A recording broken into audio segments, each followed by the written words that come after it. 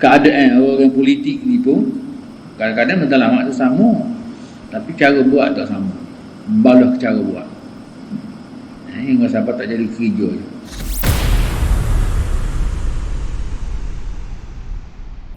Bukan mana betul-betul, tapi biasa orang sebut umi betul lah. Sebab dia menurut kata umi, tu mana ibu. Ini lagu tu ada bayarnya ibu. Jadi biasa anak-anak kandung dengan ibu kan ada ibu nak tak pelajari. Gomok tak atas sekolah. Dia kata begitu. Walau bukan bayar ibu. Umi itu makna satu jenis, satu bangsa, satu umat. Jadi umi keistimewaan dia ni, kalau mengikut Syarah dia kata, satu kaum di mana praktikalnya, kerjanya lebih daripada teori, lebih daripada ilmu dia. Ya memang begitulah orang Arab ni, supaya kita orang Melayu yang begitu. Tak pandang baca, tak pandang tulis. Kalau bila sipu-sipu je, korek-korek gini je. Tapi boleh nego. Boleh nego.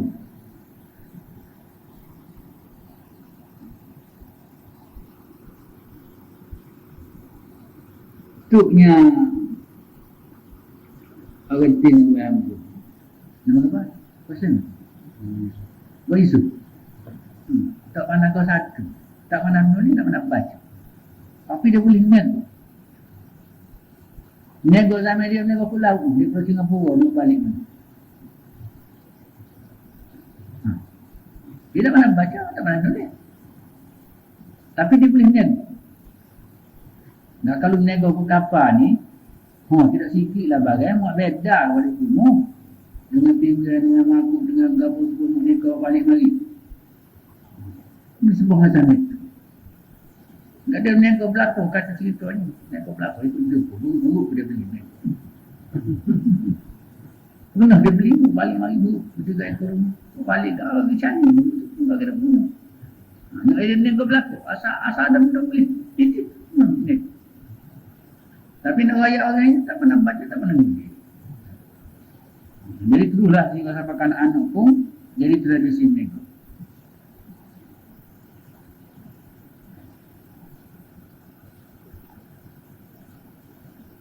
Semuanya berkumpul menjadi satu. Pokok ni semua ni. Syria, Mesir, Iran, Iraq, apa semua ni gabung jadi satu. Kemudian menyebarkan misi agama ke seluruh dunia melalui organisasi berkembang Islam ini ke seluruh dunia. Sebab Islam mari ke negara kita melalui negara-negara Arab, India. Yang betul lah buat bagi. Tapi boleh katakan umumnya mari ke Malaysia kita ni orang Arab lah. Sebab tu buktinya kerana orang sini mazhab Syafi'i. Syafi'i. Jadi kalau dah peniaga-peniaga daripada India ada jadi mazhab Hanafi. Mazhab Hanafi lah. Tapi umumnya mazhab Syafi'i. Syekh berkata dalam surah Al-Jumu'ah Allah berfirman. Ada ni. Wallazi ba'atha fil ummiyina rasula. Surah Al-Jumu'ah ayat 2 ni. Artinya dialah Allah yang telah mengutuskan seorang rasul kepada bangsa yang ummi. Ba'atha fil ummiyina rasulan. Di kalangan orang ummi itu di atas seorang rasul.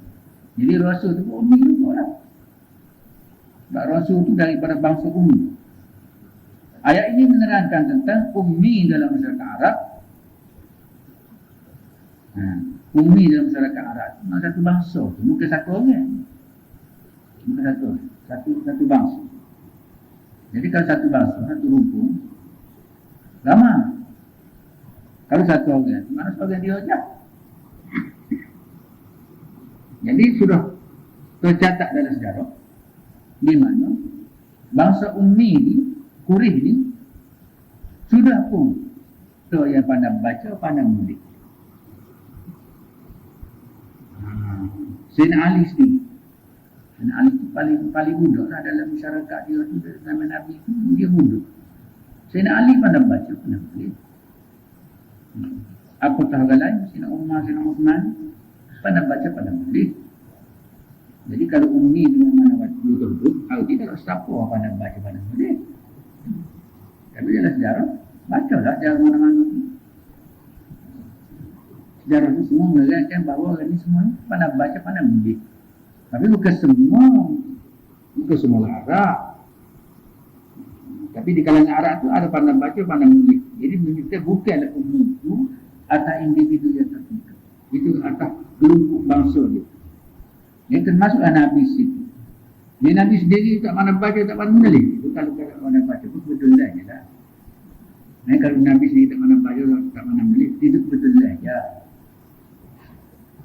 Sebab kalau orang lain bodoh pada dia tu boleh baca, boleh. Tapi dia lebih curi daripada orang lain berkali-kali ganda. Tapi tak pandai menulis, tak pandai baca. Kalau betul begitu semula, kita boleh terima. Itu kebetulan je lah. Tapi kita katakan dia belajar, cepat pandai orang sini ni. Ini ke dia belajar lah. Cepat pandai. Terus bodoh.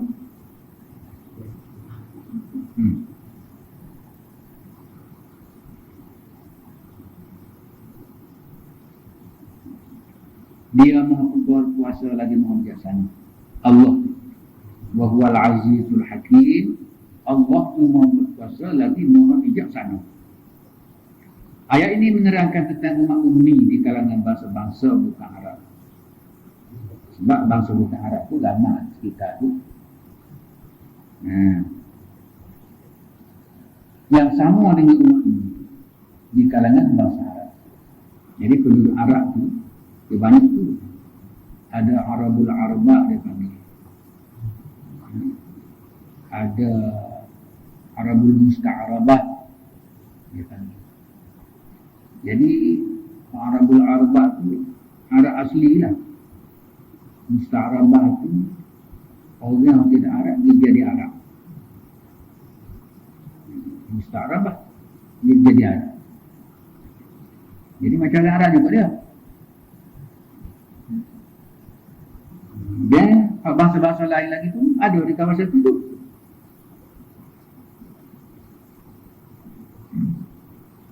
Maksudnya rangkai kata minhum wa akharina minhum, min satu hum satu 25. Dalam ayat itu dalam ayat yang kata ialah umat ummi di kalangan umat bukan Arab. Wa akharina minhum, ayatnya ayat umat ummi di kalangan umat-umat bukan Arab. Akharina minhum dan ma yalhaqu.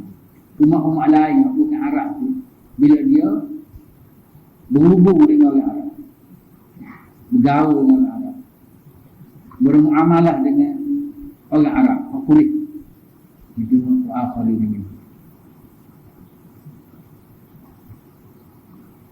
والذين يؤمنون بالآخرة يؤمنون به وهم على صلاتهم يحافظون. Dan orang yang percaya kepada akhirat, orang yang beriman kepada akhirat, tentu pula akan percaya dan beriman kepada Tuhan.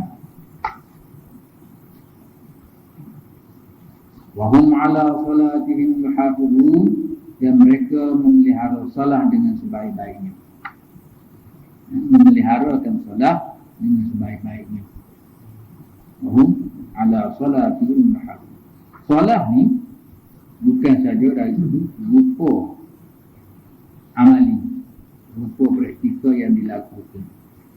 Memeliharakan salat ni dengan arti dia memeliharakan maksud salat, yang mana mereka ni jaga hubungan dia dengan masyarakat dan juga hubungan dia dengan Allah dengan sebaik-baiknya.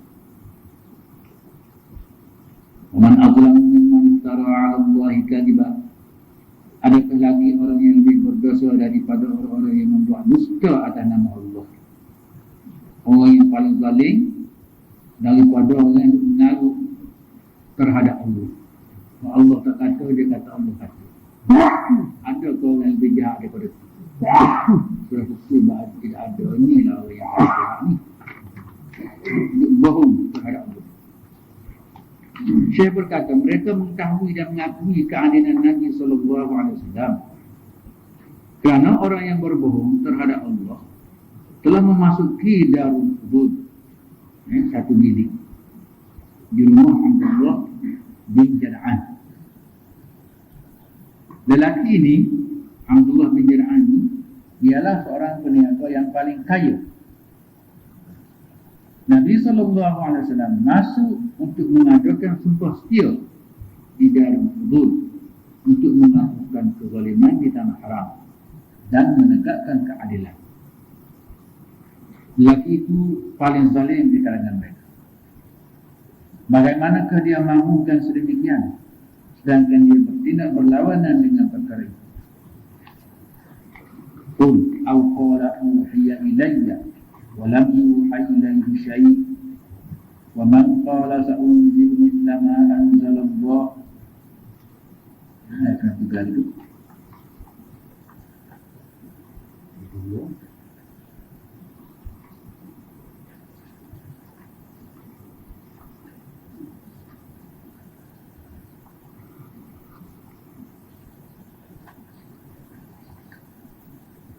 Wa man azlamu mimman iftara 'ala Allahi kadhiban aw qala. Orang yang paling berdosa orang membohong terhadap Allah, aw qala, ataupun orang yang berkata uhiya ilayya wa lam yuha ilayhi syai'. Dia mendakwa aku mendapat wahyu, padahal sedikit pun tidak ada menerima wahyu. Dia tak ada terima wahyu kepada Allah, tapi dia kata dia terima wahyu. Jadi orang yang mengaku terima wahyu pada zaman itu ialah Musailimatul Kadzdzab. Seorang Yaman yang mengaku dia terima wahyu dan dia mendakwa dia Nabi. Nabi palsu.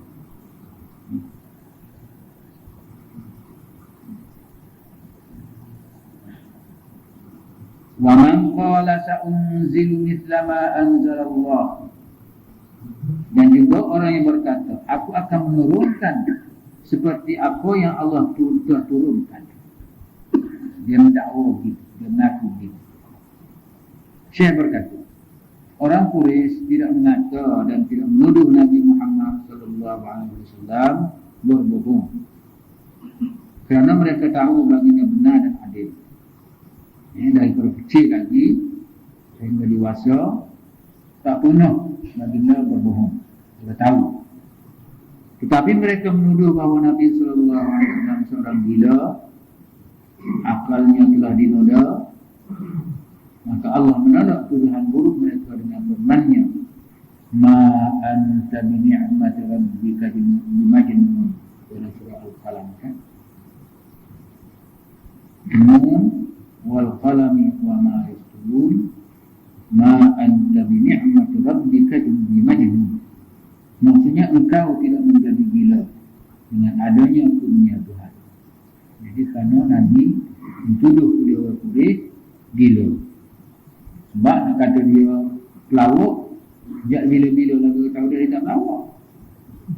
Maka tak ada lah orang tuduh gila tu. Dia tak jadi balas tu. Jadi Tuhan nafikan tuduhan tu. Dia kata bukan gila sains ni. Kawan ni juga gila. Saya berkata bagaimana dia menjadi gila, sedangkan dia menyusun sistem masyarakat dengan baik. Dia boleh mereka buat undang-undang, tapi dia kata gila. Adakah perkara seperti itu boleh diterima akal? Bahawa perkara itu lahir daripada seorang yang gila dan akalnya telah dinoda? Ada kemunasabah orang gila boleh mereka, dia boleh bentuk sebuah undang-undang. Walau tara idh zalimuna fi ghamaratil maut wal malaikatu basitu aydihim akhriju anfusakum al-yawma tujzauna 'adzabal hun bima kuntum taquluna 'ala Allahi ghairal haqq wa kuntum 'an ayatihi tastakbirun. Ayat 39. Allah berkata, walau betapa hebatnya kalau engkau dapat lihat idz zalimuna fi ghamaratil maut, kalau kita boleh lihat waktu orang-orang yang derhaka itu sedang dalam penderitaan sakratul maut, penderitaan nak mati itu. Orang-orang jahat tu, orang zalim tu, orang musyrik tu, bila dia nak mati, alangkah teruknya kalau kita boleh nak. Tapi tak nak Allah tak nampak. Gambar yang Allah zahir itu bukan menggambarkan hakikatnya. Wal malaikatu basitu aydihim, sedangkan malaikat-malaikat menghulurkan tangannya sambil berkata, akhriju anfusakum al-yawm, sambil berkata dengan berani, keluarkanlah sendiri nyawa itu. Tujzauna 'adzabal hun, hari ini kamu akan mendapat balasan seksa yang amat sedih. Azab yang sangat menghinakan. Bima kuntum taquluna 'ala Allahi ghairal haqq, disebabkan kamu berkata di atas nama Allah dengan tidak benar. Kita mengatakan inilah hukum Allah. Sudah kan? Tidak ada hukum Allah yang sebenar gitu. Kita mendakwa inilah kehendak Allahnya. Sedangkan kehendak Allah itu apa yang dia faham. Orang lain faham lagu lain pula. Benda yang tidak ada satu penjelasan yang tetap. Maka kita menetapkan satu maksud sebagaimana yang kita faham. Selain daripada yang kita faham itu semuanya tidak betul. Itu pun satu kesalahan. Orang itu akan mendapat pembalasan yang hina akibat daripada dakwaan yang mereka lakukan. Wa kuntum an ayatihi tastakbirun, dan kamu pula menolak dengan sombongnya dan takabur akan ayat-ayat Allah. Syekh berkata, pertama, tauhid dalam undang-undang. Arti undang-undang ni tak boleh banyak. Saja. Kemudian meningkat kepada tauhid ketuhanan. Setelah taat dia kepada Allah mengikut satu undang, maka dia akan merubah orang itu kepada tauhid Allah. Allah susah juga. Kerana keadilan membawa kepada tauhid pada akidah.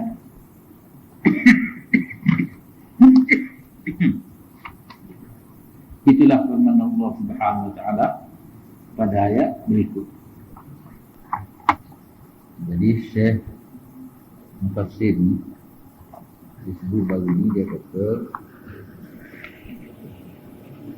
pertama sekali perlunya kita tauhid dalam undang-undang. Tauhid dalam undang-undang artinya semua kena patuh kepada satu undang-undang. Tidak boleh banyak undang-undang di dalam sesebuah negara. Jadi berasas kepada tauhid dalam undang-undang itu, manusia dia akan pergi kepada tauhid dari sudut ketuhanan.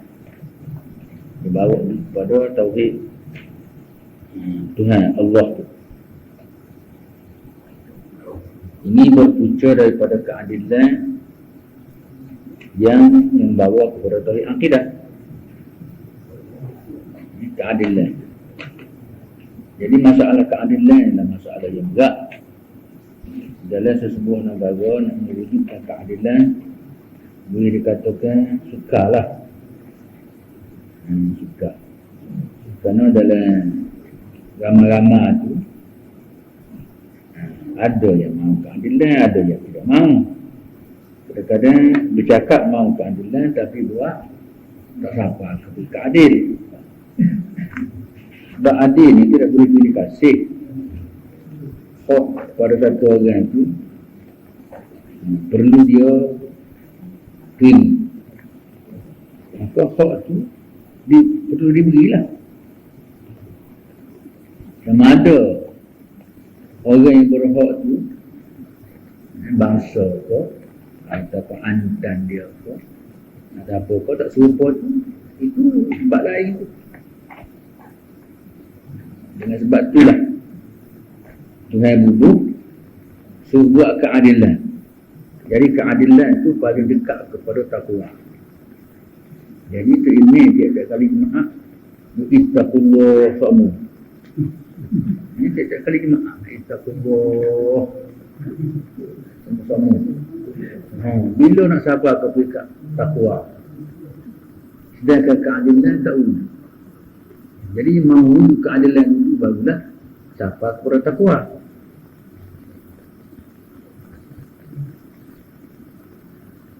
Ayat 94 ni Allah berfirman, walaqad ji'tumuna furada kama khalaqnakum awwala marrah wa taraktum ma khawwalnakum wara'a zuhurikum wa ma nara ma'akum syufa'a'akum alladhina za'amtum annahum fiikum syuraka.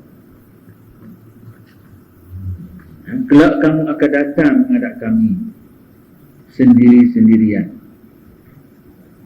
Artinya masing-masing bertemu dengan Allah. Tak pakat, tidak ada rombongan. Masing-masing pergi bertemu dengan Allah Subhanahu Wa Taala. Sorang-sorang yang berlaku. Kama khalaqnakum awwala marrah. Sebagaimana kami telah ciptakan kamu pertama kali. Jadi kita mula-mula mari pun sorang dia juga. Walaupun orang dah ramai dah ada, tapi kita mari tidak bersaing dengan siapa-siapa.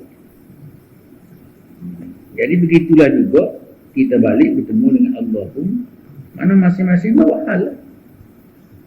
Kalau baik, baiklah. Kalau tak baik pun tak baiklah. Wa taraktum ma khawwalnakum wara'a zuhurikum. Apa yang telah kami berikan kepada kamu dahulu itu, ini telah kamu tinggalkan. Jadi gapo hak benda Tuhan beri kita, jadi kita tinggal. Tinggal di belakang. Wa ma nara ma'akum syufa'a'akum alladhina za'amtum annahum fiikum syuraka. Dan kami telah lihat para pembela kamu di sini bersama kamu. Syufa'a itu tak kira lah kapal-kapal tu. Kalau kita berasa berala, boleh tolong kita. Ataupun orang ke, boleh tolong kita. Siapa ke, boleh tolong kita. Jadi perkara syufa'a tu jangan kena tolong. Dia sendiri pun. Dia sendiri pun dah harap pertolongan.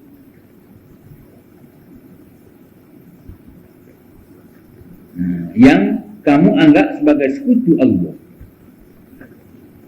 Jadi masalah sekutu ni, masalah syufa'at ni banyak ni. Kita pun dah harap juga syufa'at tu. Sebab ada hadis yang berkata syafa'atul uzma di ahli al-kabair min ummati. Syafa'at Nabi Hafsah tu dia untuk kepada umat dia melakukan dosa besar. Jadi kita berasa sedap ada bagian. Dia syufa'at ni orang ikut jalan ni. Kalau antara mereka nak mengalah Vietnam dulu tak boleh. Habis ikhtiar, habis Allah. Sehingga dia bergetuk serang bunuh beramai-ramai di apa Malai dan dua Amerika tu. Jadi dia bertindak tu atas kehendak pemerintah dia, kerajaan dia. Jadi kalau dia buat atas dasar polisi hak kerajaan nak tu, walau salah pun kerajaan bela dia. Macam tak ambil tindakan atas dia. Ke mana-mana pun dia lepas. Jadi kalau kita ni buat satu hendak tapi ada berlaku kesilapan, waktu lalu lah. Kesilapan di dalam melaksana. Sebab dalam buat ni kita serupa dengan teori. Teori dengan amal tak sama. Jadi kesilapan dalam amal ni boleh disyufaatkan, boleh dibantu, ditolongkan.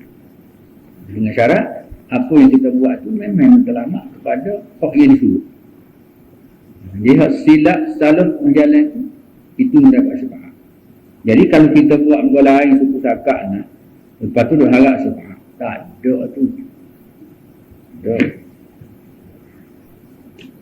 Syekh berkata, telah disebut dalam Al-Quran bahawa syafaat hanya berlaku dengan amalan. Artinya ada syafaat itu melalui amalan. Perbuatan kita lah. Kerja kita lah. Jadi amalan ni kita jangan dipaham semayang. Tapi bukan nak Nabi semayang tidak amalan. Jadi biasa kita sebut bila buat amalan banyak zikir nak buat semayang. So nak buat itulah. Nak buat hak rukun. Tidak itu saja. Amalan ni setiap perilaku kita yang baik. Jadi mana amalan perbuatan kita yang datang kebaikan itu, itulah yang boleh membawa kepada syafaat kita. Sebabnya mana-mana amalan baik boleh menghapuskan amalan buruk.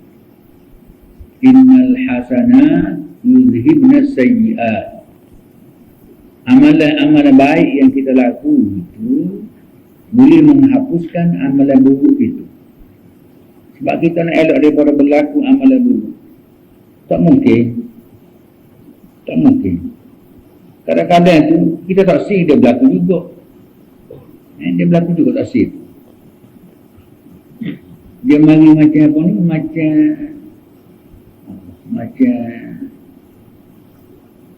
buka suwi betul lah. Tak dia mari. Jadi ada sebab-sebab yang tertentu. Kalau setengah benda tak apa, tapi setengah benda tak boleh.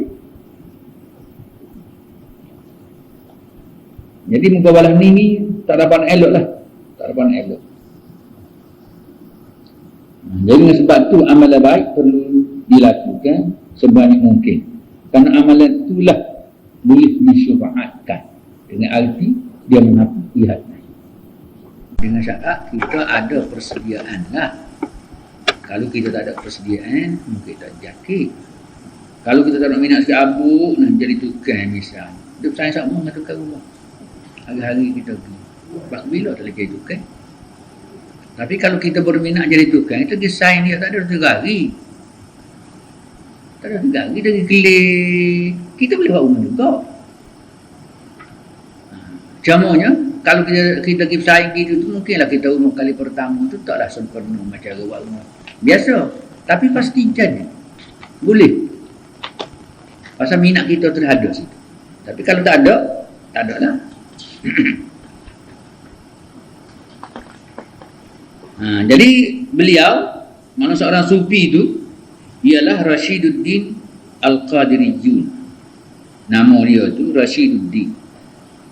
Dia ni orang tarekat Qadiriyah lah. Qadir Jilani itu. Beliau bukan seorang ulama besar, tetapi seorang yang soleh dan zahid. Ulama besar arti orang berpengetahuan banyak. Macam-macam pengetahuan ada pada diri dia tu. Itulah seorang ulama. Jadi bukan ulama besar. Bukan. Yalah. Beliau bukan seorang ulama besar, tetapi seorang yang soleh, yang zahid. Itu jadi. Jadi kalau seorang ulama besar, dia pasti ilmu banyak. Kalau dia ilmu tidak banyak, ulama juga pandai kita pekoh yang bisa deh. Boleh berbanding dengan orang tak pandai tu, maknanya memang dia lebih tahu, lebih ahli. Jadi hak tu tidak ulama besar tu. Sebahagian daripada ilmu dia ada. Pekoh ke, sudi ke, tasawuf ke, misalnya. Tapi kalau satu orang itu dia ada belakon dia. Tasawuf ada, pekoh ada, sudi ada, dan lain-lain ilmu pun ada pada dia.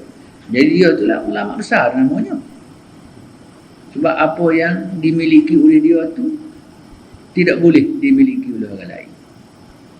Jadi payah juga nak menjadi seorang ulama besar ni.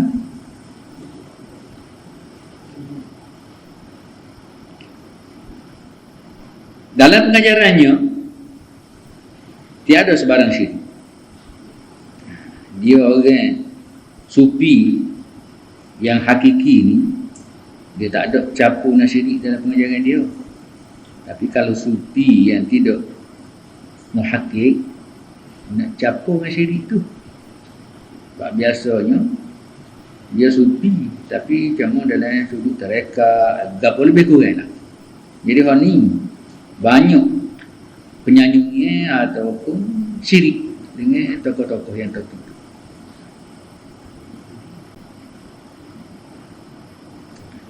Hatta pada suatu hari, hatta pada suatu hari, seorang muridnya datang berkata, aku telah berdoa kepadamu supaya Allah menunaikan hajatku, dan aku telah melihat rupamu turun kepadaku. Itu fasing orang sufi tu. Dia nak minta dengan Allah. Dia tak minta teguh dengan Allah, dia minta melalui zulfa, sandar. Dengan berkat Syekh Abdul Qadir Jilani, aku harap Allah Ta'ala berilah kepada aku begini. Mana Tuhan beri tu atas melalui ni.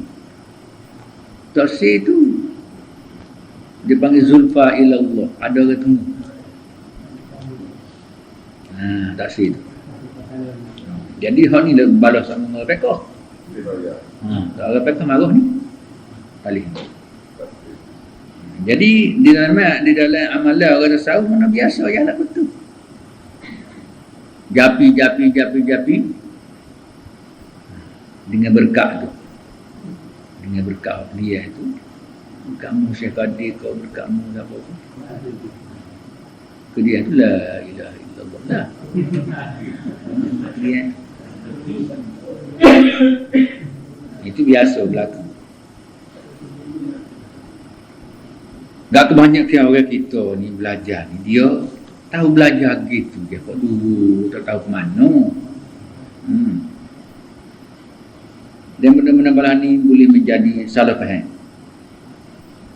Syekh berkata kepada muridnya, aku tidak tahu dan tiada apa-apa. Rupa yang kamu lihat itu ialah rupa malaikat yang berupa dengan. Jadi murid dia rakyat kata, aku nampak nama tu. Dia bersahut saksi atas nama dia. Dengan berkat dia, nampak mari tergambar rupa dia. Dia memang dalam tarekat dia ajar gitu tu. Memang. Dia kihasanya, tarekat-tarekat ni disusun oleh hukama, oleh orang ahli sufi, untuk memperbaiki akidah, pegangnya orang-orang pada zaman dulu kan, daripada semua berhala kepada semua Allah. Jadi umum daripada dulu orang semua berhala. Jadi berhala ni dia ada canggung depan tu. Gati tu yang asal. Jadi nak hapus orang yang duduk tuju fokus ke berhala tu, tak boleh ada berhala tokoh tu. Biar ada lah rupa berhala tokoh. Adalah gambar kan. Ada gambar kan. Itu sebenarnya asal nak tukar waktu je. Jadi ambil gambar Syekh tu sebagai perantaraan guru kita tu. Jadi dia nampaklah rupa guru tu, dia kena renung dan nampak rupa guru tu. Itu memang tu dalam tarekat tu. Jadi tujuannya nak alih daripada orang berhala toko tu kepada tidak semua berhala. Tetapi kalau kita daripada bila-bila lagi tak pernah semua berhala, kenapakah kita nak mengajar pula menyembah berhala lagu tu? Ni kita nak ajar tarekat tu buat lagu tu, nak ajar buat apa pun lagu tu. Sedangkan kita sudah tidak ada pun lagu tu. Seolah-olah kita memasukkan amalan syirik dalam jiwa. Tapi orang terima tarekat, dia amal sebagaimana hak asal orang kita gitu. Itu jadi masalah. Sebab tu kita kata dalam tarekat ni banyak juga benda-benda yang boleh jadi menyeleweng. Kerana orang yang bawa tidak faham benda.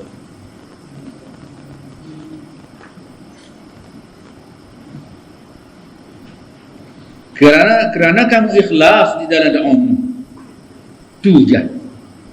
Dia nampak gambaran tu. Kerana dia tu memang ikhlas, tulis. Dia menambah kata kepada muridnya, jangan kamu lagi berdoa dengan namaku. Dia larang. Jangan lagi berdoa dengan namaku. Malah kamu naklah berdoa kepada Allah. Jika kamu mahu berdoa juga kepadaku, katakanlah, wahai Tuhan Rashiduddin. Kena busit. Jadi tidak Rashiduddin lah, Tuhan Rashiduddin, Tuhan. Jangan kamu menyeru aku kerana seruan itu syirik. Dia ni orang yang jujur, mengajar murid dia tu supaya menjauhi daripada amalan syirik. Jadi benda ni sudah diajar di dalam tarekat ni. Bila ajar, maka orang pegang. Jadi dia betul semula dah tu. Syekh berkata, inilah perbezaan antara kami dan golongan Wahabi dari pengikut Ibn Taymiyah dan Muhammad Abdul Wahab An-Najdi. Ni orang Saudi ni. Saudi apa ni? Wahabi ni pengikut Ibn Taymiyah lah. Muhammad bin Abdul Wahab An-Najdi. Kerana Ibn Taymiyah melarang mengambil orang tengah. Tak boleh lah. Tidak ada zulfa ilallah. Tak boleh. Kami tidak mengharuskan berdoa kepada selain daripada Allah. Kerana minta dengan Allah tu lah. Apabila seseorang berdoa kepada selain daripada Allah, maka kami mengajar dan menegahnya, dan kami katakan perbuatan itu syirik. Sebab itulah golongan Abdul Wahab ni, golongan Wahabi, kalau kita tasawuf, dia cukup marah.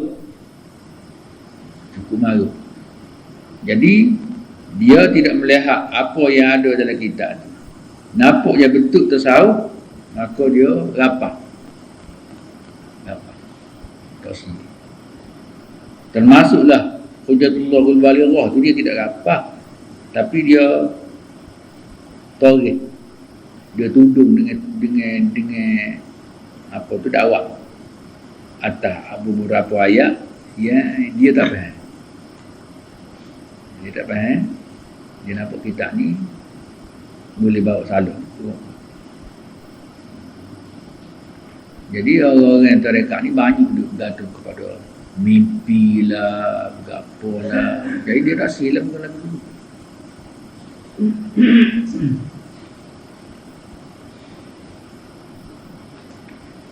Jika seorang berkata, wahai Tuhan, dengan kemegahan seseorang atau seumpamanya, kami mengharuskan, kerana dia berdoa kepada Allah Ta'ala. Bukan bermakna dia doa orang tu. Dia berdoa kepada Allah cuma rakyat kemegahan orang tertentu. Misalnya dalam Bukhari ada menyebut ada 5 orang kawan di kawasan pedalaman lah. Tiba-tiba hujan, maka dia lari masuk dalam gua. lari masuk dalam gua, duduk dalam gua sejulung, jatuh batu katuk muka gua, batu jatuh katuk muka gua, enggak batu katuk muka gua, dia 5 orang nak buat lah mana, takkan gok nak golek, tamu-tamu halak pun tak ada. Jadi bila begitu masing-masing fikir bala mana nak buat. Orang tu fikir orang ni tu, kata satu orang, beginilah kita bertawassul kepada Allah. Bertawassul kepada Allah, kita buat wasilah lah. Wasilah mana benda ni menjadi alat, alat kita sampai kepada Allah. Dengan amalan baik yang kita telah lakukan. Jadi di antara ramai-ramai tu bersaksilah. Dia kata Allah, wahai Allah, dengan rahmatmu dan dengan kemurahanmu, aku satu ketika dulu dia kata penuh aku tua, tak mampu nak berjalan dah, maka aku tidak kerja apa-apa, terus menunggu dan berkhidmat kepada ibu.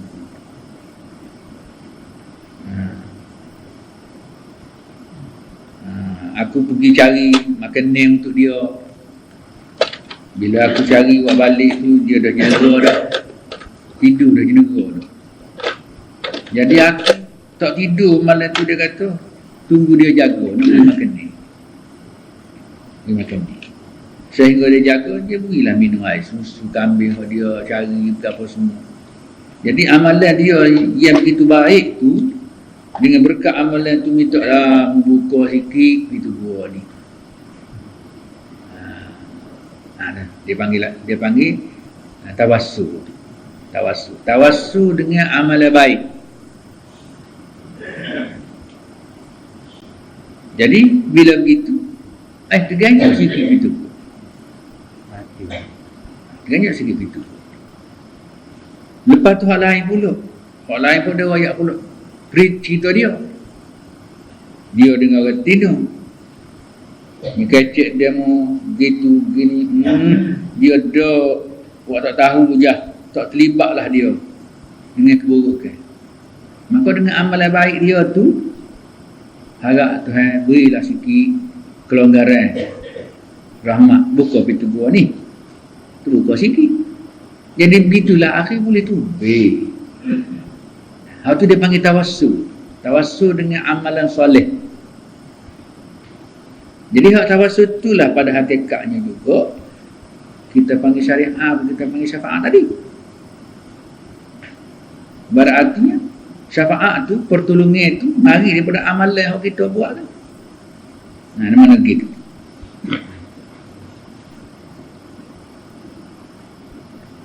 Jika seorang berkata, wahai Tuhan, dengan kemegahan seseorang atau seumpamanya, kami mengharuskan, kerana dia berdoa kepada Allah Ta'ala. Tetapi mereka tidak mengharuskan sama sekali. Ada orang tak benar tu, lagu tu pun tak benar lagi tu. Tapi Syekh ni dia kata, kalau kata lagu tu boleh dia kata tu. Sebab dia berdoa kepada Allah dah tu.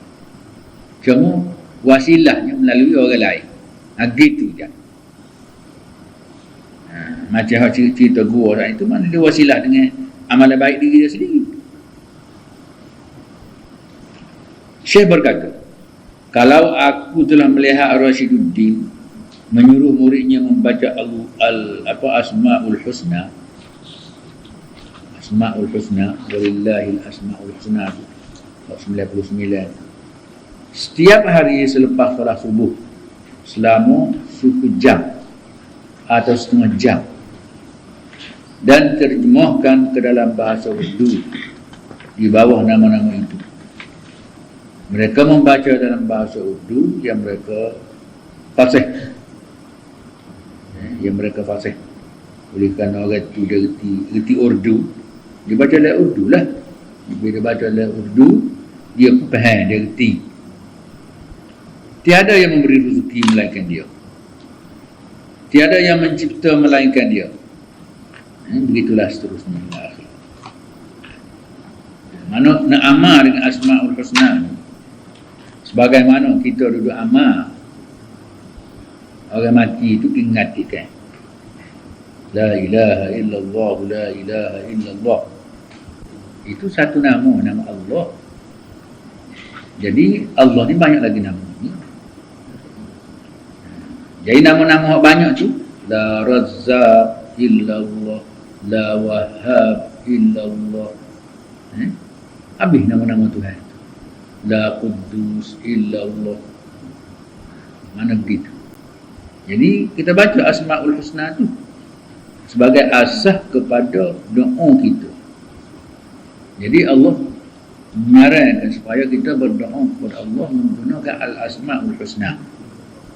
Tuhan akan doa tu. Kalau orang susah sangat masa misalnya, doalah la Razzaq.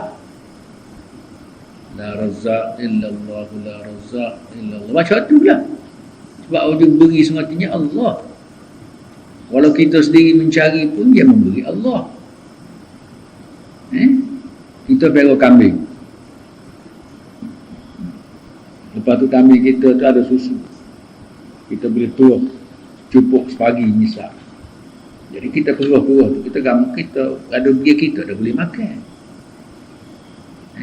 Tidak lagi tu. Dia rezeki kita ni apa kalau kita boleh makan terus telan masuk ke dalam. Lepas tu baru rezeki. Kalau tak masuk jadi bala tu tak lagi tu. Boleh jadi kita sambil bawa tu pun. Sepak habis lega. Tak ada. Tercicil. Habis licin. Duit kita banyak-banyak pun lagu tu juga. Taruh piti banyak-banyak. Mari orang berapa? Habis. Mula kita gamak kita. Duk orang. Sebab Razzaq semua tu Allah. La Razzaq illallah. Tidak ada yang memberi rezeki selain daripada Allah. Orang nak mulut lelek bok jatuh. Kau masuk lelek dah, tubik lagi. Itulah. Jadi seterusnya dengan nama-nama dia yang 99 tu.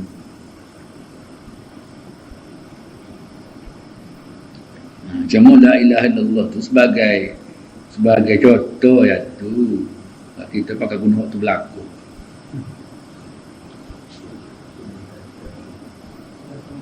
Syekh berkata, kami sama dengan Ibni Taimiyah dalam masalah menolak syirik.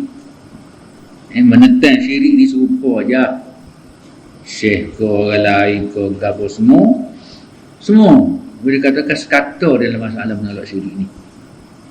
Boleh dikatakan sebahagian ulama habis masa besar dia dan masa hidup dia kerja berperan dengan masalah menolak syirik. Tak ada yang nak buat lain. Itu je kerja. Sumpalah orang kita zaman dulu banyak tok guru mari-mari duduk peran ke masalah bid'ah. Tak ada sepanjang hidup cakap ke bid'ah. Tunggu kubur lah. Apa ni? Lailatul Qadar lah. Macam-macam tu. Jadi benda-benda tu semua tu banyak masuk bid'ah dalam tu. Maka ulama duk taburlah pengertian tu kepada masyarakat. Jadi masa dia dengan gitu je. Ilmu dia pun kadang-kadang tak ada siapa ke mana-mana. Duk perang muka lagu tu. Tapi bukan senin benda tu nak habis. Bukan senin. Bila habis tokoh yang menentang tu pula dia tunggu semula. Besar pun.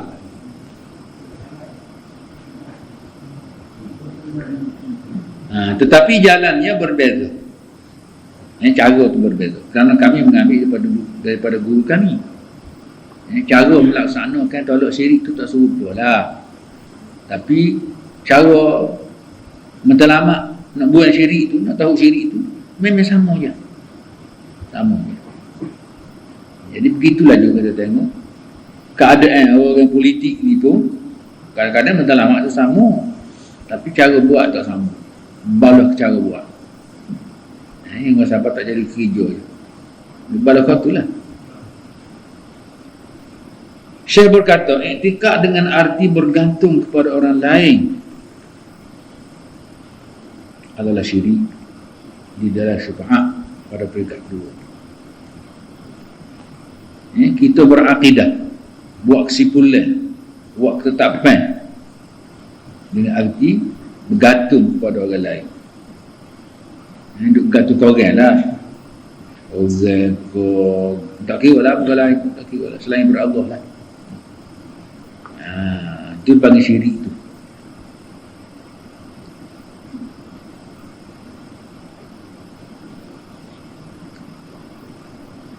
Aku menerima tarekat dari murid lelaki ini daripada anaknya kerana jalannya terbagi dua.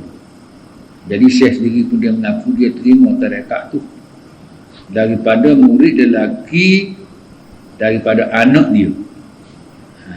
Anak kepada apa nama?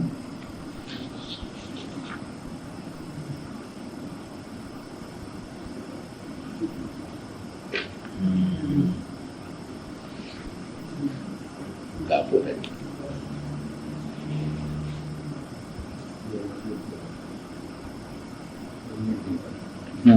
Itu nama dia.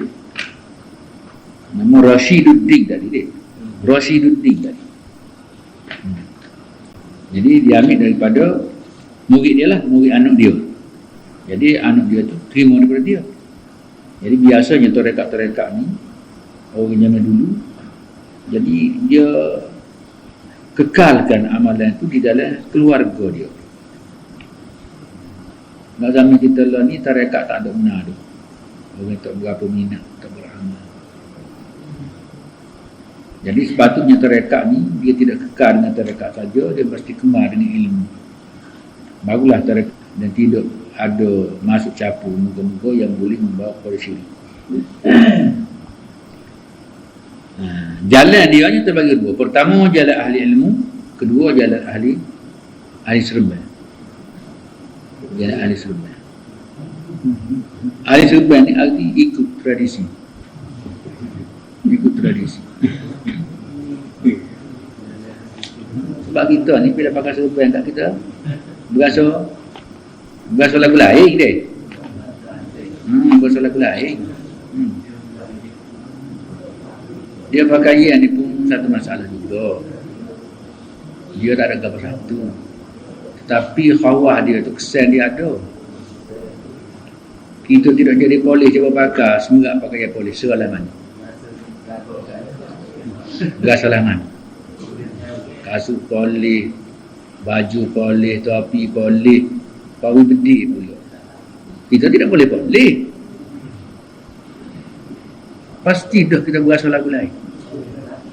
Berasa lagu lain.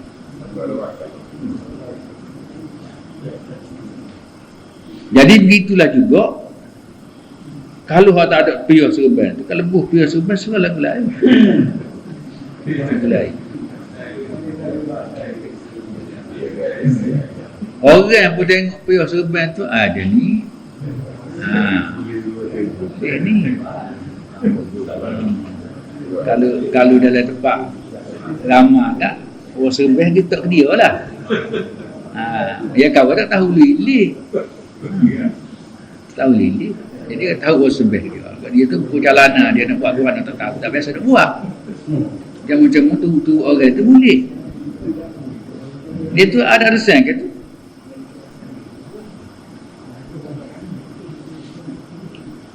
Laqad taqatta'a bainakum wa dhalla 'ankum ma kuntum tas'amun.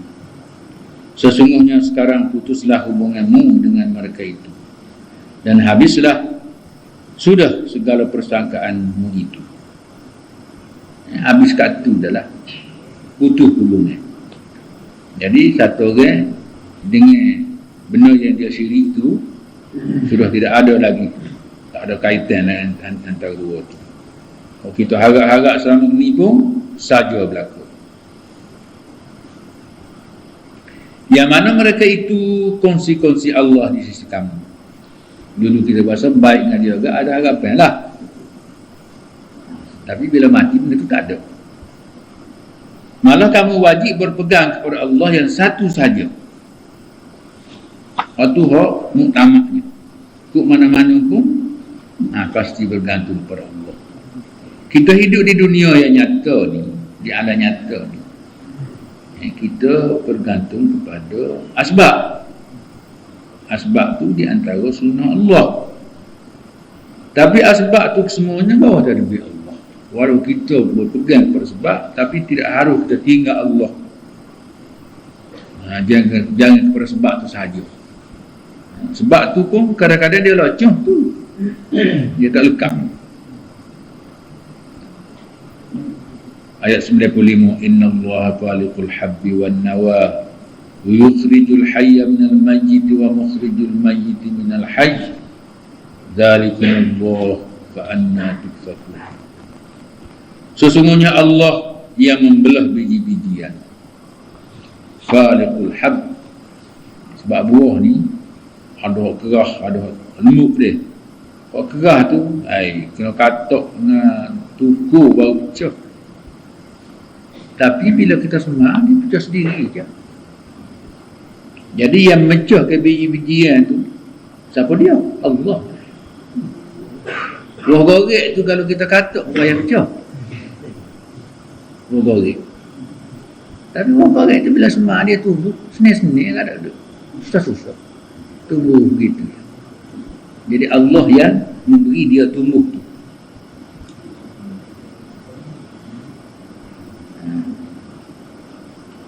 Al-hab wan nawa. Nawan tu biji, nawan biji tamar tu. Al-habbi tu biji-bijian. Yukhrijul hayya minal mayyit, ia mengeluarkan yang hidup dari yang mati. Itu sistem Allah tu. Daripada benda yang mati, dia keluar benda hidup situ. Ayam tubik daripada telur dia. Telur daripada ayam.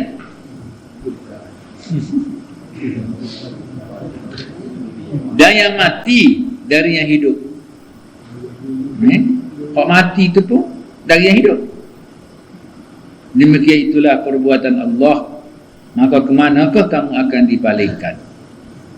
Anak tu tahu. Kamu nak pergi ke mana lagi? Memang Tuhan buat gitu dah. Moga hidup daripada yang mati. Dan yang mati tu daripada yang hidup. Telur daripada ayam. Ayam daripada telur. Ke mana dulu? Duduk tegak mana dulu?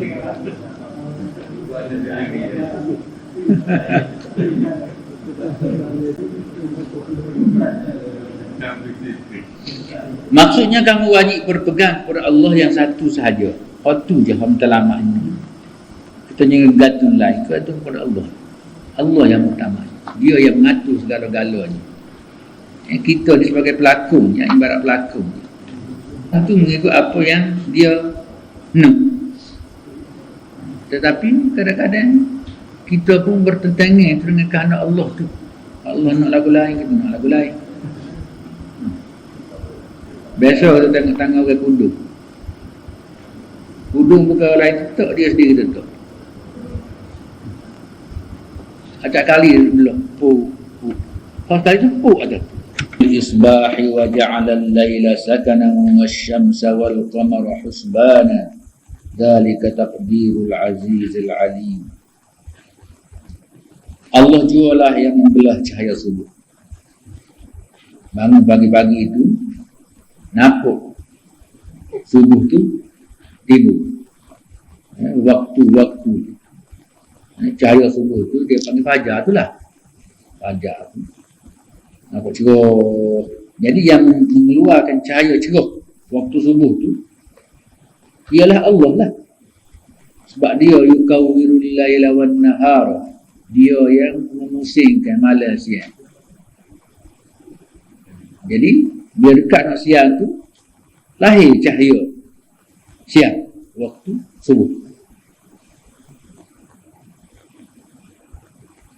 Dan menjadikan malam untuk istirahat. Wa ja'ala al-laila sakana. Dan jadikan malam tu untuk kita duduk senyap. Kita berehat. Wal qamara husbana. Dan Allah jadikan juga matahari dan bulan itu sebagai perhitungan. kita hitung hari ni melalui matahari dan bulan. Zalika taqdirul azizil alim, itulah ketentuan dari yang maha kuasa dan maha mengetahui. Itu ciptaan Allah yang menjadikan siang malam dan menjadikan hari boleh dikira dengan siapa tahu. Semua itu daripada ciptaan Allah, berpunca daripada dia melahirkan cahaya. Wa huwa alladhi ja'ala lakum an-nujuma litahtadu biha fi dhulumatil barri wal bahr. Qad fassalna al-ayati liqaumin ya'lamun. Dialah juga, Allah tu juga yang telah menciptakan bintang-bintang untuk dijadikan pedoman dalam gelap malam di daratan dan di laut. Dia jadi bintang-bintang, dan bintang tu dia jalan di dalam ray dia, dalam saluran dia, yang mana kita boleh ambil dia tu sebagai pedoman untuk kita bermusafir waktu malam. Ini perkara biasa dalam masyarakat Arab zaman dulu. Zaman lah ni mungkin banyak dah bakar dah ni. Sebab lah ni negara ada jalan raya, ada kereta, ada alat-alat kompas. Jadi kalau tak nampak bulan, tak nampak bintang pun tak apa-apa dah. Kalau jalan ni tertutup, mana? Iraq ni. Pergi kat siapa lah ke Iraq? Walaupun mana-mana pun. Jadi pada masa dulu, kalau tidak pandai kelih bintang, sesaklah daripada pasir. Kalau sesak pada pasir, sah dah mati. Sah dah mati.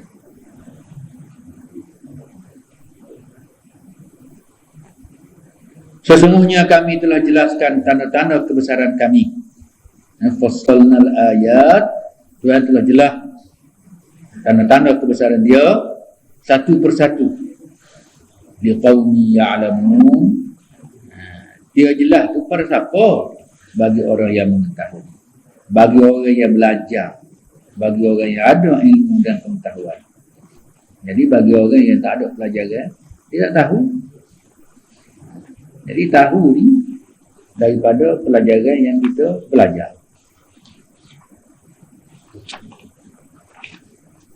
Maksudnya, kamu wajib yakin bahawa semua perkara itu dijadi untuk kegunaan kamu. Itu je. Tuhan jadi semua tu tak lebih daripada untuk faedah kita. Wallazi khalaqalakum ma fil ardi jami'a. Tuhan jadi untuk faedah kamu apa saja benda yang wujud di bumi. Jadi berarti kalau kita pandai mengguna barang-barang yang Tuhan buat di bumi ini, gunalah. Tak ada satu pun Tuhan melarang. Kullan min haula'i wa haula. Semua tu Tuhan dedah duit kita. Min ata'i rabbik wa ma kana ata'u rabbika mahdura. Pemberian Tuhan tu Tuhan tidak pernah sekap. Tuhan tidak teguh. Kita boleh buat, boleh kaji, boleh usaha, mengikut apa yang kita mahu. Jadi kalau kita tengok pada ayat-ayat Quran, memanglah banyak kesenangan dan kemudahan yang Tuhan beri. Tinggal lagi yang tak boleh yang dibahas itu kita ya. Kita ya aja mengaya, ujung menyusuh. Asalnya tak ada apa-apa berlaku. Jadi berartinya kalau kita pergi hutan nak jumpa gapo pun nak makan tu makan lah, tak ada kes. Tak ada kes. Jadi orang kisah ni waktu Senin ni pilihlah nak makan daging ke, nak makan ayam ke, nak makan ikan ke, nak muka belanda. Kalau tempat tak ada, tak ada apa saja boleh makan, makan. Begitu je lah. Syekh berkata, aku kasih kepada orang India yang datang dari sana, dan aku amat rindukan kepada mereka kerana aku mahu berbincang dengan mereka. Jadi Syekh ni, mufassir ni, dia orang India. Bila dia orang India, memang dia kasih ke orang India, bukan orang lain. Tapi kalau balik dua tu dia kena ke India lah. Pasal dia orang India. Jadi hak ni tak lari dah di mana-mana tu. Orang Melayu bukan sebab orang Melayu. Orang Arab pun juga. Sehingga dikatakan dalam syurga tu kecik Arab. Bahasa syurga tu bahasa Arab kan. Kerana apa tu? Kerana bahasa dia tu bahasa Arab. Bila bahasa dia Arab, dia ke mana pun dia kena kecik Arab. Dia tak pernah kecik apa lain. Jadi hantar masuk dari syurga pun kena kecik Arab lah. Jadi apa yang kita tengok daripada keterangan yang balantu, seolah-olah kita semua esok mati pandai kecik Arab berlaku. Orang dua ayat gitu lah. Orang ayat gitulah. Bila kita mati esok masuk dalam kubur pandai kecik Arab. Sebab malaikat-malaikat semua berkecik Arab. Mar rabbuka, malaikat tanya. Kita tanya dengan Melayu, kita tanya dengan Arab. Jadi kalau kita pandai kecik Arab, nak jawab mana? Kita pandai kecik Arab. Pakai esok mana? Tak payah belajar. Khayallah gitu. Khayallah.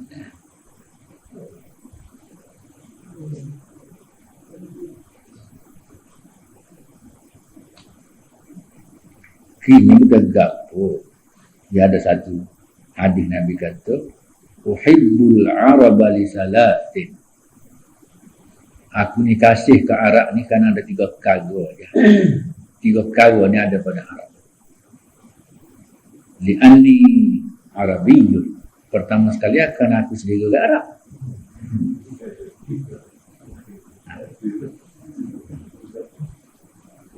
Jadi berartinya dia panggil kebangsaan tu. Kebangsaan. Jadi bagi orang mengatakan kebangsaan ini tidak masuk di dalam urusan agama ataupun tak boleh dibawa, tak boleh buat agenda dengan dia, memang tak boleh pergi dulu. Benda tu mula-mula jadi. Kalau kita nak berdeka tanah Melayu, kita tak ajak Cina-Cina tu. Tak ajak orang Melayu. Ajak jadi orang Melayu tu lah jadi UMNO misal. Nampak tak si buaya ke putih pasal orang lain lagi. Pakak dengan orang lain pula. Ajak Cina, ajak Keling, ajak orang lain lagi lah. Jadi Malacenia. Tidak Melayu dah, Malacenia. Melayu Cina, India ada berlaku sini. Mulailah mereka. Jadi mereka tu atas kekuasaan tu lah. Tapi malah bunyi waktu tu Malaysia. Malaysia tak bunyi lah Cina, India tu. Tapi Malaysia tu waktu dah tu. Jadi apa berlaku balas tu memang orang Melayu tak say tu. Tak say. Kita tak say. Kita nak tanah Melayu ni jangan campur dengan orang lain. Biar orang Melayu je. Kalau boleh. Tapi tidak. Saya tidak suruh begitu. Saya suruh siapa berlaku. Sebab itulah berlaku apa yang ada hari ni jadi campur berlaku. Campur berlaku. Jadi apa yang telah berlaku ni itu menandakan ketetapan yang sudah pun Allah Ta'ala takdir. Kalau dia tak tetap begitu tak jadi. Tak jadi. Kalau tak jadi tu dia ledah. Kita kena. Dia jadi tak kena. Dia jadi. Supalah kita kata satu orang melahirkan anak cacat. Cacat tu ada das dia tu. Cuma dah cari asbab yang menjadikan cacat. Kalau ada kita makan, mungkin mengandung makan moga-moga apa ni boleh mencacatkan ni lah. Macam obat-obat ke apa semua. Jadi cacat lah. Mana begitu. Tapi memang cacat tu dalam pengetahuan Allah sedia dah. Bukan mana muka baru dah tu.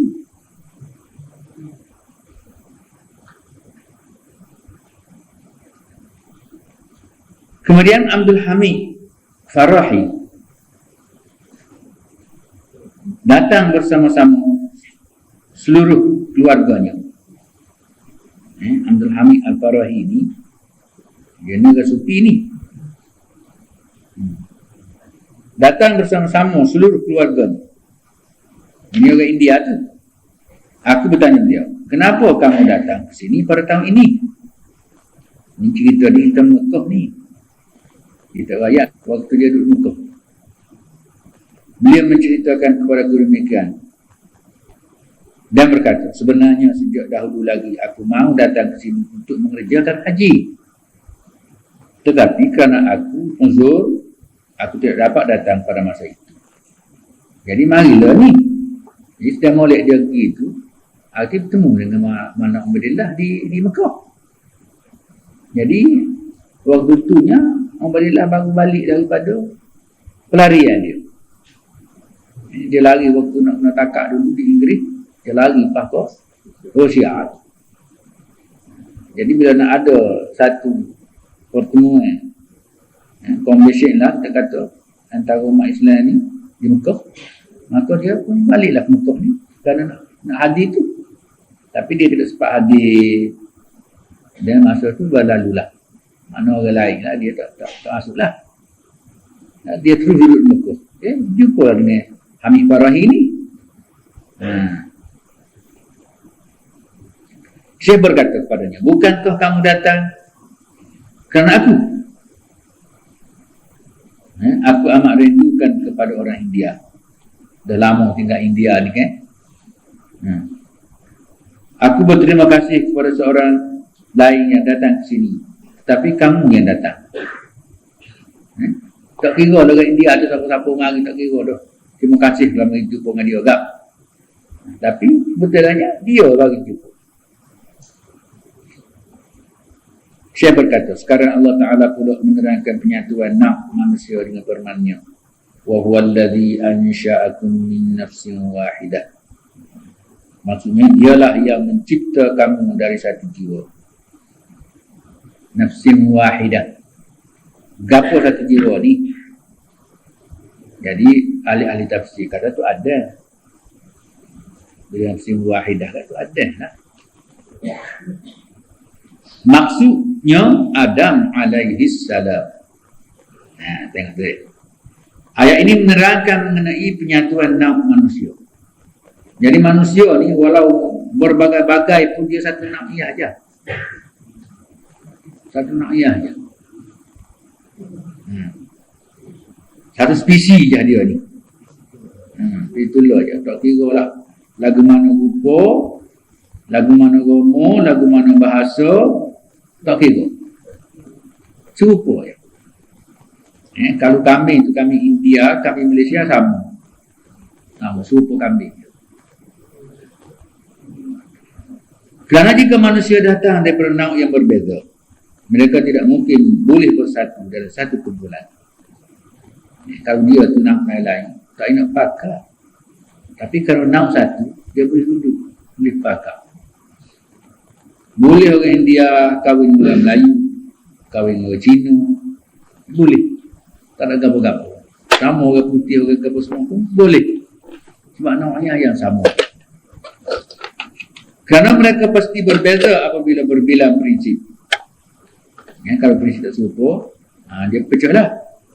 Jika nak manusia itu dari bandar, dari desa, berwarna merah, hitam dan sebagainya, tetapi semuanya daripada satu nafs sahaja, iaitu insan, iaitu manusia. Jadi rupa parah berbeza, itu dari sudut rupa parah je lah. Sebab tu dalam hadis Tuhan kata, dalam hadis Nabi ada sebut, Tuhan jadikan manusia ni daripada sekepar tanah yang diambil daripada keseluruhan jenis tanah yang wujud di dalam dunia. Sekepar tanah tu je. Jadi dia kata tanah tu lah gotek-gotek tu deh. Gotek-gotek tu. Bukan nak rakyat tanah tu gotek. Nak rakyatnya nak manusia ni satu je. Berbeza tu kerana iklim dan kejadian. Kejadian orang ni dia bergantung kepada suasana tempat dia tu. Sebab itulah orang yang paling banyak jenis piercing kan, orang kata lah, orang sebut-sebut, tak ada di India paling banyak sekali. rupanya, warnanya, macam-macam. Kalau ke Afrika tu luar deh, tapi tak sama dengan India. India banyak lagi. Baru gini. Jadi itu hanya jadi daripada naf yang satu.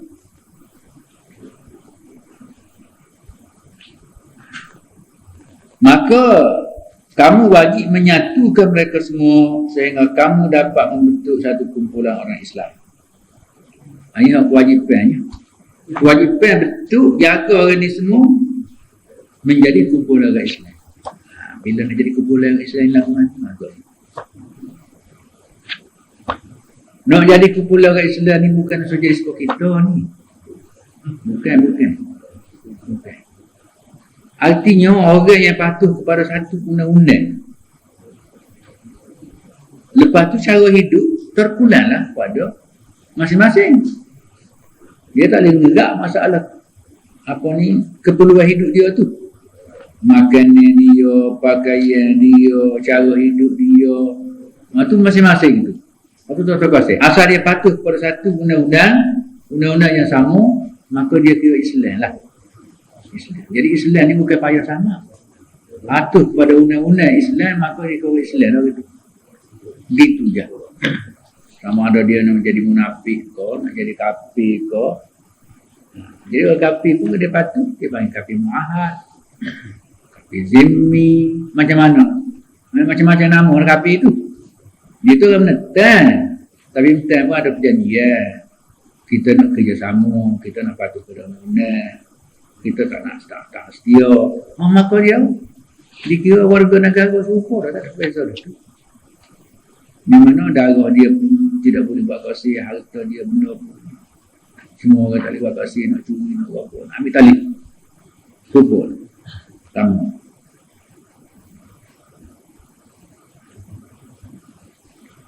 Jadi kalau boleh mempengaruhi orang itu semua patuh pada satu undang-undang, maka dia tu dikira Islam lah. Dikira Islam. Baru ni amal hati juga. Satu koran. Apakah benar Malaysia ni sebuah negara Islam? Kerana Dr. Mahathir telah isytiharkan negara Islam. Jadi bila Dr. Mahathir isytihar Malaysia negara Islam, katanya agapah tak aku. Agapah tak terima. Jadi ada cara pas sendiri nak buat Islam tu. Aku tak tahu dah lagu mana-mananya. Tapi Mahathir sudah pun isytihar negara Islam. Benarkah negara Islam itu sebagaimana yang diisytihar? Ahli panelnya ada 3 orang. Satu, Profesor Media Yusuf Gapo, tak ingat dia. Orang Perak. Bini dia Kelantan. Mana dia beri ceramah tu pun capu-capu Kelantan kata lah. Pasal bini dia Kelantan. Yang kedua, Mahmud Zuhdi. Mahmud Zuhdi ada sama dalam TV tu kan. Mahmud Zuhdi tu orang Melayu lah. Yang ketiga, Nik Mustafa Haji Ni Hasan. 3 orang. Timbalan pengarah iklim. 3 orang tu. 4 ada suki. Ada suki tak ke dia. Suki tak ke dia. Jadi hak dulunya 3 orang tu lah ceramah ni. Jadi dia kata ke mana? Dia kata buat hari ni lah. Buat hari ni tak ada satu pun dalam dunia ni betul-betul negara Islam. Tak ada sahabat, tak ada sebuah negeri betul-betul negara Islam. Sebagaimana Islam zaman Nabi SAW. Itu memang begitu dah. Tak ada cara, tak jumpa dah. Dengan sebab tu, negara-negara yang diperintah oleh orang Islam Orang Islam jadi presidennya, jadi rajanya, pakak tubuh OIC. Bila pakak tubuh OIC, jadi masing-masing negeri itu ada belaka tu orang tidak Islam pun. Orang tidak Islam pun ada. Dan masing-masing amat Islam bukan 100%. Amat kadang-kadang masing-masing lah kadang-kadang. Jadi kira-kira 50 buah negara Islam masuk jadi anggota OIC. 50 buah dalam dunia ni. Berpusat di Jeddah.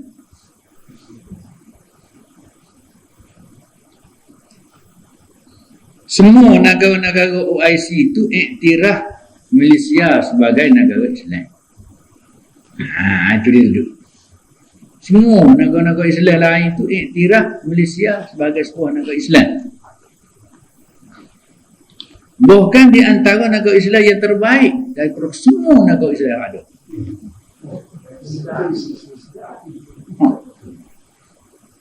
Bukan sebagai sebuah negara Islam saja, di antara sebuah negara Islam yang terbaik di antara semua negara Islam yang ada di dunia. Di situ. Jadi orang tanya, lepas pada itu orang tanya, manakah sebuah negara dalam dunia ni negara Islam yang terbaik? Malaysia, tahu dia. Dia Malaysia. Pasal apa? Pasal seluruh dunia aku. Dunia Islam tu lah. Dan dia takrif negara Islam ni ialah mana-mana bahagian negeri yang wujud pemerintahnya orang Islam. Dan boleh diamalkan segala peraturan Islam tanpa diganggu gugat oleh sesiapa. Maka negara itu Islam dia kira.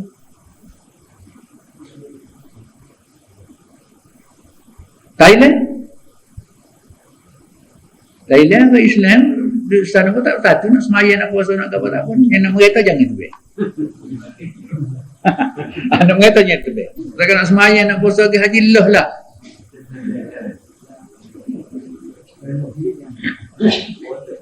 Gak kalau balas tu tak ada duk kes. So, lagi kita bersumpah Islam berlaku apa? Mana-mana nak ucap kajian dia tak boleh. Pasti dia bertindak.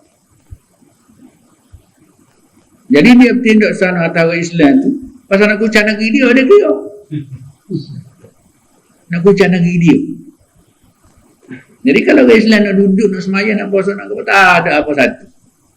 Tapi tak tahu dah siap masuk ke OIC. Tapi kalau tani Quran ada. Tani Quran ada, pak biar tenang pun mari.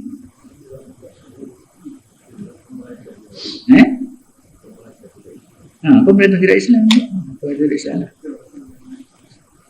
Cumanya kita tengok di Malaysia kita ni memang lah hak kita apa ni, kalau nak cari 100% tak itu pun dah memang tak boleh dah. Hak kerajaan Islam yang 100% ialah pada zaman Nabi je. Zaman Nabi, zaman sahabat. Lepas pada itu capur selalu. Bila Islam itu luar daripada kawasan Medina, mula masuk Medina tu capur Yahudi dah. Di ke Medina tu capur Yahudi, capur Nasrani. Bila meluah lagi ke kawasan lain, capur orang lain. Banyak lagi. Jadi Pak tulis sungguhnya pada zaman Nabi dan sahabat, itu je lah. Zaman Muawiyah tu dah capur. Jadi zaman kita ni, balik sana capur dah lah. Jadi nak cari negara Islam serupa zaman Nabi, mana tak ada, rasa mimpi tak ada. Pasti zaman itu. Jadi kalau Al-Quran kata kuntum khaira ummati itu ialah orang zaman itu je. Lah ni tak jumpa dah kita nak cari khaira ummati. Sebab dia orang mula-mula mewujudkan Islam. Dia lah orang terbaiknya. Jadi orang Kedia ni tak boleh jadi dah. Kalau boleh pun cubalah kamu berusaha menjadi umat terbaik. Itu boleh. Tu boleh. famustaqarrun wa mustauda' qad fassalna al-ayati liqaumin yafqahun. Lalu disediakan tempat tetap dan ditumpangkan. Sesungguhnya kami telah menerangkan tanda-tanda kebesaran kami bagi orang-orang mahu mengerti. Itu ayat 98 itu. Famustaqarrun wa mustauda', lalu disediakan tempat tetap dan ditumpangkan. Tuhan beri tempat kita duduk, tempat kita menumpang. Qad fassalna al-ayati liqaumin yafqahun. Sesungguhnya kami telah menerangkan tanda-tanda kebesaran kami kepada orang yang mahu mengerti. Itu Tuhan dia suruh dengan situ. Dia tu liqaumin yafqahun, kepada orang yang kalau orang tak sedih, Tuhan kan tidak ada bahasa dia tu. Ini bahasa yang tak situ.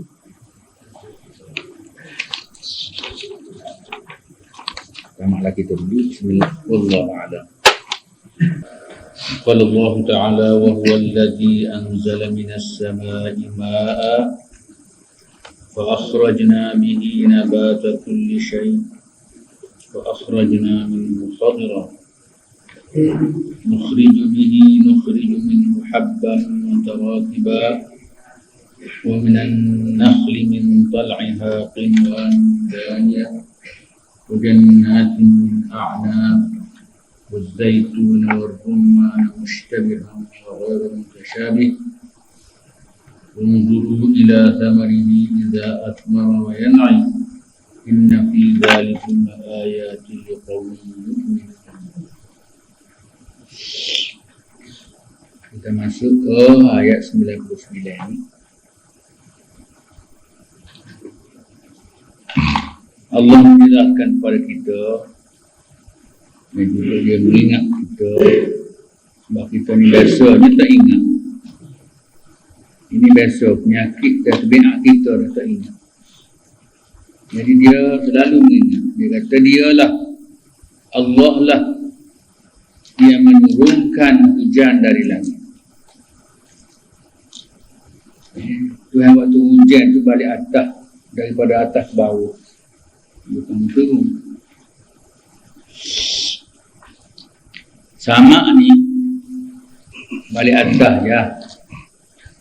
Jadi sama bila Isra Mi'raj tu bukan sama waktu hujan tu, sama lain. Sama hujan ni mana balik atas ni, Tuhan waktu mai tu balik atas gitu ya. Ulama-ulama tafsir dia kata minas sahab. Anzalna minas sama, mana minas sahab, daripada awan. Sebab hujan dia main ke awan, dia balik atas mana tak ada hujannya.